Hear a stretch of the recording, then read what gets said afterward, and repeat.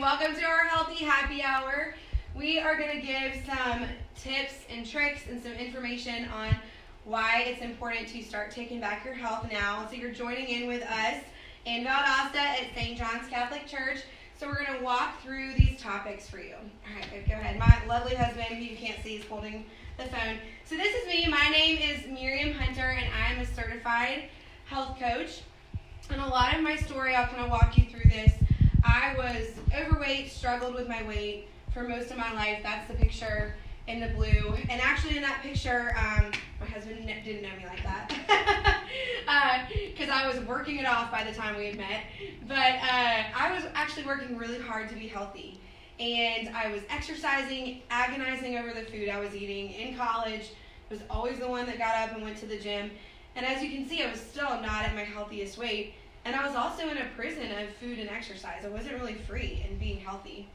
Then this is me right before this third baby came along, and at my healthiest weight ever. And so this picture right here is before I started our healthy lifestyle program.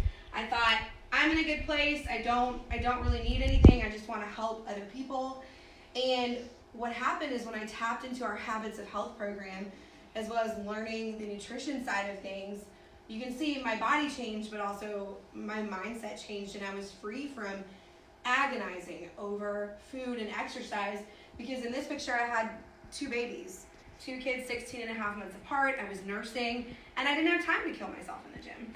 And so now I'm working with a lot of people, helping them reach their health goals, and not just get to a healthy weight, but find freedom in their lives as well. Okay, so this is a little bit about why you should take back your health right now and not wait. So these statistics were staggering for me to look at. This is from 2017, so just recently, an 18-year study, okay? 95,000 women, 25,000 men. For every weight gain of an average of 5 kilograms, that's 11 pounds, above a healthy BMI of 24, okay, these are the risks, okay? And so we're in a culture where, we talk about body positivity and, just live a healthy lifestyle and you'll be okay. And that's true, but in reality, being at a healthy weight for your body is really important for these reasons. And we have a responsibility for the integrity of who we are and the bodies that we were given to take care of them. And so sometimes we don't think about, okay, maybe I'm a little bit overweight, maybe I'm 5 to 10 pounds overweight, but some of these risks that come along with it, 11 pounds, that's not much. These are the risks that you're bringing into your life. All right, so you get to decide in the holiday season, and there's those of us here that are on our health journeys, that are taking care of our health and wellness, but we always need that reminder of why it's important and why we keep going. So am I going to gain that statistical 15 pounds of holiday fluff? That's typically what people gain. Do I sustain my current health while enjoying the holidays? Do I move forward in my health while thriving through the holidays? Because we don't want to just look at the holidays as surviving. We want to thrive. And these are options that you have, but I would say somewhere in between these two is where we want to be. All right, so I'm going to introduce my mother. A lot of you know her as Mama Stella, and she's going to talk about a topic that I love, how to stop the habit of quitting / procrastinating. So come on up here, Mama. Thank you. You're welcome. Okay, got my water. All righty. Let me start by telling you a little bit about my story. Most of my life, I was pretty overweight. Oh golly, I've been as high as 230 pounds at various times. And everything was going along fine. I mean, I was not comfortable and I wasn't happy with how I looked. I didn't like how clothes fit and I had chafing and rubbing and, all those uncomfortable things. But that's what I was used to, okay? Then when I turned 60, I got diagnosed with diabetes. And I immediately went on the American Diabetic Association diet, and I started working out like 5 days a week, and I lost a bunch of weight, but I could never get below 160, 165. And I figured at my age, of course, that makes sense, right? When you're older, you can't lose weight, right? And also, I could never get my A1C down below 6, and 5.7 and below is considered normal. Well, my daughter became a health coach, and I said, I'll be your first client, what the heck, and give it a whirl. And because I knew I was 178 pounds at the time, and I knew I would only lose, maybe 15, 18 pounds, that was all. Well, I was eating healthy, I was drinking lots of water, I was not exercising. And one day I turned around and I'm 130 pounds. How did that happen? I was absolutely blown away. But not only that, my blood sugar went down to 5.4, and it's been normal for almost 2 years now. I have kept my weight off, little variation here and there, for almost 2 years now. And you know what? Things don't chafe and rub and fit in a, not nice way. I can go to the store, and instead of going to the 1X and 2X, I go right to the smalls. It's amazing. And I'm used to seeing myself like this now. It took a while to get used to, even though I was smaller, not seeing someone much bigger. Anyway, so let me tell you something that's important about how I used to be and how I am now. Okay, I was the person, I could tell you better how many diets I have not been on than the ones I have been on, okay? So, you know how the holidays come and you say, oh my gosh, all this food, all these treats people have made, all the candy in the office, and even in stores they'll have free bowls of candy and stuff. I was always the one who said, oh, I'll wait until the new year. How many people have said that? Mm-hmm. Well, you've got people raising their hands. It's a very common thing to do, So, listen, I want to talk about this idea of procrastination and quitting, okay? So, through a lifetime of basically putting off doing something about my weight and my health, because as Miriam showed you, your health and your weight are very connected, okay? When you lose weight, you usually, and if you do it in a healthy way, you can't help but get healthier. Okay, so every year I was accustomed, the holidays hit, I would live it up and just let it all hang out, and then the new year, I'd go on a diet, and I would lose weight, and then anywhere from about 2 weeks to 2 months afterwards, and that was it. And that's why I've been on so many diets all of my life. And see, let me just digress a minute and explain something to you. Okay, y'all have to remind me that I was talking about, this mentality. All right. So have you ever seen a Major League ball game on TV? Like some guy in the outfield or whatever, the ball, it was hit, it's coming. He goes like this, and it goes right in his glove. Now, if I was out there, I would be like, half trying to catch it and half trying not to be hit by the ball. What's the difference between the two of us? The difference is he has had all this practice, developed the eye-hand coordination, gotten to where he can calculate just where that ball is going to go without even hardly thinking about it. Whereas I'm, I don't know what I'm doing, okay?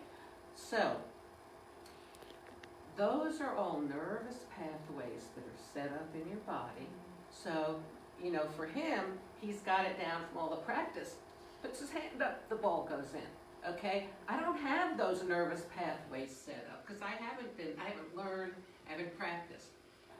This is the same for habits that you have and for your emotions too, all right? Every year, it was my habit that the holidays would come and I would get all excited and happy. Why? Because of all the food. Who cares about the people, that I'm going to see, and relatives I haven't seen in a long time? Food, and in the office, free food, And actually, it wasn't just, oh, okay, I see on the calendar, it's the holiday season. Oh, yes, there'll be a lot of food. No, there's a whole emotional thing that's involved with that. And part of my habit was that when the new year came, I would go on a diet. This actually forms a nervous pathway in you. So, at first, when I would start celebrating the holidays, I would think about, oh, what will I do? What will I eat? Things like that. But over the years, you just say, Christmas holidays, I am there with an appetite, okay? Because honestly, it's just like that Major League ball player, all right? I don't have to think about it. I don't have to calculate. I don't have to plan. I know. Like when I show up at certain dinners or parties that I've gone to year after year, like, there's one I always used to go to where a lady would make real eggnog. Would be on the stove. Oh my gosh, I love eggnog. I mean, it was fun. I liked seeing my friends. No offense to my friends, but that eggnog, that was my main motivation for showing up. Okay? And so this is what I want you to realize, okay? I kept doing this over and over, reinforcing this habit of bad health, basically, over the holidays, all right? And essentially, was I just putting my health, better health off? Or was I actually quitting? Where do you draw the line between procrastinating and procrastinating and procrastinating and call it quitting? Honestly, in back of all that happy eggnog thinking and emotion that I was having, there was also a kind of a disappointment because, I knew that I was already heavy and I was just gaining more weight, and I wasn't happy about that. But I pushed it to the back of my mind. I didn't want to think about it. And sometimes the new year would come and I would feel like, is it even worth it? Because I know I'm going to quit, after a couple weeks or a couple months. And it can make you despair. So what I want you to know is, this is not just, it's not an intellectual decision you're making in these kind of situations. It's very often something that involves habit. And the way you get rid of a bad habit is you got to replace it with a good habit. And thank heavens, when my daughter became a health coach and I said, oh, what the heck, I'll be your first customer, unbeknownst to me, my life was going to change not because I was just losing weight from eating certain foods, I was learning healthy habits. And that's why, instead of 2 weeks or 2 months, I've kept the weight off for 2 years, almost 2 years now. And I plan to keep on going. Did I talk about what I said I was going to talk about? Okay. You did. I love it. Some water now. Okay. Thanks, husband. I know your hands are getting tired. All right. So I want to briefly go through one of the tools that we equip our clients with on our Healthy Lifestyle program. And as I'm talking about it, it's going to make sense because it involves our entire body. And it's called Stop, Challenge, Choose. Okay, so this is something that we can have all the good intentions in the world. We can have all the motivation in the world, but when life happens and our thoughts happen and our feelings happen, just like my mom was talking about, how do we handle that? What do we do? This is what we do. We stop, challenge, and choose. So first, ask yourself, do I have a healthy relationship with my thoughts? Do you believe that it's possible to change your reality simply by making different choices? And this is kind of a cool question. What would happen if you couldn't fail? And that's in anything, not just weight loss, but the things that you want in your life. The relationships that you want to have, maybe the relationships that you want to be better. What would happen if you thought you couldn't fail? We approach our lives in a different way. Desire plus correct theory plus proper method equals a predictable transformation. It's not just desire. It's not just wanting it. Okay, we've got to have these other parts. All right, so stop. This is the first part. So I'm going to give some examples of what this looks like in a minute. Let me walk you through each step. Are you where you want to be? Do you ever ask yourself, does each day seem to belong to everyone else but me? You know, some of us, we just get to the end of the day and we're like, okay, I did it, and I would go to bed and wake up and do it again. That's no way to live. Do you want things to be different? I mean, do you? Do you want to make a change? If so, what do you want? Because a lot of us know what we don't want, but some of us don't know what we actually do want, and that's a whole different thing. So, we stop. We challenge that thought and that feeling. Why do you feel stress and anxiety in a current situation? And then you choose the action that moves you toward health and well-being. All right, exercising your mind is a way to reprogram your brain. So that's kind of what my mom was talking about. That's neuroplasty, okay? So when we make decisions, when we do actions, all of that is reinforcing things in our brain, just like when we work out our muscles, okay? Over and over again, that repetition, it becomes natural. You know, there's muscle memory. Even if we get an injury and we can't do physically what we're used to doing, there's muscle memory. In the same way, our brain waves have that same memory as well. We need to reinforce them.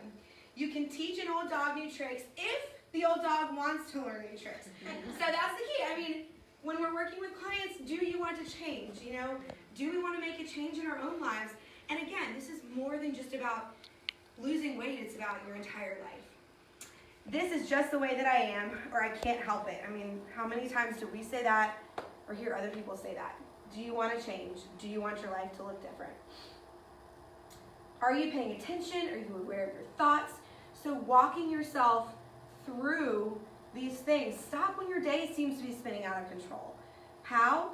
These are some things you can do. Interrupt that limiting thought by saying stop. People might think you're crazy. It doesn't matter. People are paying attention to themselves. So it probably doesn't matter anyway. Do deep breathing. So one of the things is you stop. If you can, close your eyes. And you take 3 deep breaths. And it really does give your brain the ability to stop, sort of separate yourself from that feeling or emotion, thought, and refocus. Drink some water, shift your body position, stand up, smile. Smiling actually does a world of good to change the way that you're thinking. All right, so we're gonna skip this for now. But I'm going to put the steps in the chat so that you can try it on your own. All right, challenge yourself. Ask, answer, and discuss triggering thoughts. Be aware of what your thoughts are. Be curious. So be aware of what happens when I enter a situation like my mother-in-law won't be supportive of the way that I'm eating when I go for, my mother-in-law is very supportive, by the way, for the record. But, you know, a lot of people will say, well, we're going there for Thanksgiving, and she'll be offended if I don't eat such and such. Well, will she? Does she want what's best for you? Maybe ask her, maybe talk to her about it. Maybe you're assuming. What does this mean? And write it down. Something changes when we write our thoughts down. Choose, what am I going to do today regarding my identified thought that will lead me to my desired outcome? And this may seem like overkill, but if we really engage in this, it changes the way we move through our day. It becomes a habit of being. It becomes a habit of our reality. Just like my mom was saying, it's a new habit. It becomes easy. You are in the driver's seat. It's easy to let our feelings control us, but we can actually choose to be in control of our feelings. So you're going to shift. That butterfly effect is the theory that small initial differences lead to large unforeseen consequences over time. So we have to have a strong why. Again, why do we want what we want? Go back to the pain of where you were before. Have a statement of gratitude. Give someone a hug. I know it seems cheesy, but it's true. Call a friend. And I'm going to give an example from my own life. Okay, the work of choosing. We say to ourselves, okay, I'm going to fail. Is that true? Is it really true? Can you absolutely know that this is true? Just because you failed before doesn't mean that you're going to fail again. How do you react when that happens, when you believe that thought? And what would happen if you knew you couldn't fail? Who would you be without that limiting thought? Don't succumb to the immediate gratification. Again, there's that immediate gratification, like my mom was saying, of when you quit. I heard the example of someone running a marathon, and you're so tired, your legs are so wobbly, and I remember this feeling. If you stop and you sit down, there's that release that comes. That reinforces quitting in your brain. Okay, it's immediate gratification because you are not rewarded immediately for making good decisions. All right, so it's all about our perception. You know, what do you see when you look at this? There's a couple different things you can see. Is your perception a truth? Is it a fact? Okay, it's all about our perception. Who's right? Oh my gosh. Right? Is he sideways or upward? I know, right? So let's look at the habits of structure. Again, this is that tool. So you are craving a candy bar. So you buy and eat a candy bar. You get immediate gratification, right? Habits of disease loop. I know, this is old school. I took it from the book. Yeah. I can send you this Stop Challenge Choose book if you want. All right, you're craving a candy bar, so you decide to break that habit of disease, replace it with a habit of health to eat an apple. It's a choice that supports healthy weight and healthy habits. What's happening? Your basal ganglia can't tell the difference between good and bad habits. It's a habit, just like my mom was saying. It's a habit that I go to Thanksgiving and all I'm focused on is the food. So it's our job to build new, healthy habits to support and strengthen the healthy habits that you already have. Challenge the ones that aren't benefiting you and not supporting your goals. Become aware of your unhealthy triggers. All right, so this is me with my favorite French fries. So I'm craving French fries. Now listen, I'm pregnant in this picture, earlier in my pregnancy, clearly. But, you know, I always crave French fries. So you stop, refocus on the moment instead of automatically reacting. So we're going to learn how to respond instead of react. Challenge. So don't respond with impulse-driven bad habit. Ask myself, why do I want these? Am I stressed, or I just want salt? You know, what am I really hungry? How am I going to feel after? Choose the response that supports your more important desire, what you want in the long run. Okay, so listen. Pregnant, I give myself French fries sometimes because sometimes that's just all that does it for me. But in reality, I'm not going to feel good after I eat them. I look really happy in this moment because I'm choosing health, right? So I have an orange instead. How am I going to feel at the end? All right, so this is another example, I think. I don't know why the picture is sideways, but this is my setup used to be beside my bed. I would fall asleep watching a show. My reward was quiet time before bed, so I was craving relaxation. So the slide kind of is showing up weird. What I'm going to do is I'm going to change my routine. The cue is the same. The cue is bedtime. Change my routine. I'm going to read a book, but my reward is the same. Okay?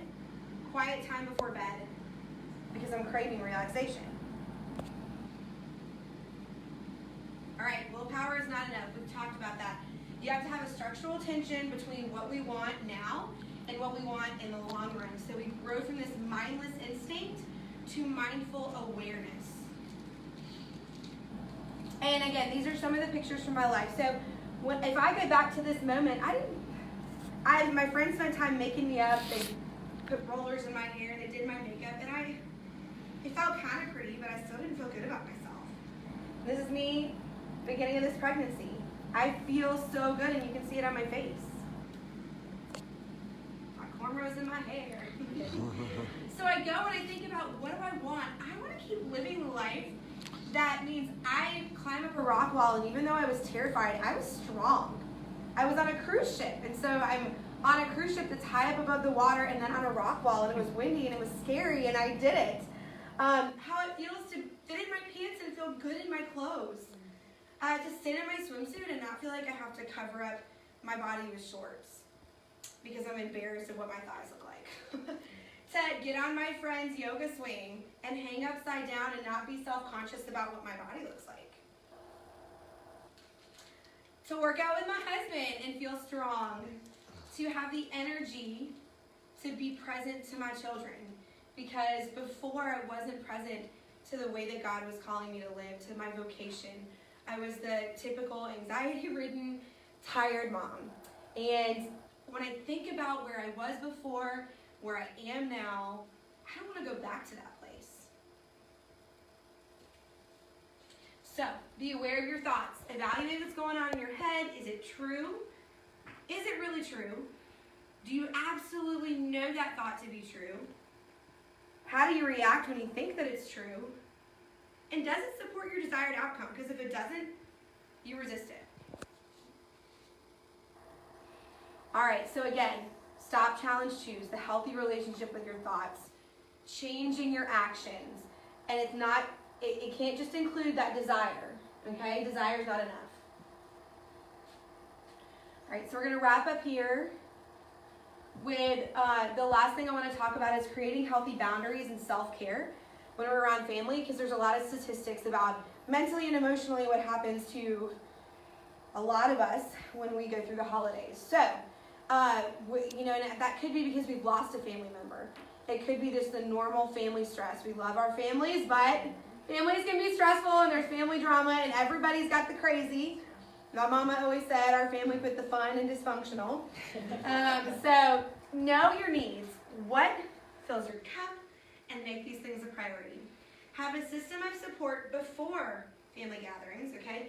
Check in with a trusted family member. Maybe there's a family member you jive with, your health coach, a friend, and make a plan for how you're going to handle that stress. Schedule intentional time for relaxation and stress relieving activities. So that can be a lot of different things. You know, exercise, prayer, quiet time, journaling. Schedule a phone call with a friend. You know, if you're traveling and you're away from your friends, that kind of stuff is really life-giving. And don't be afraid to set boundaries.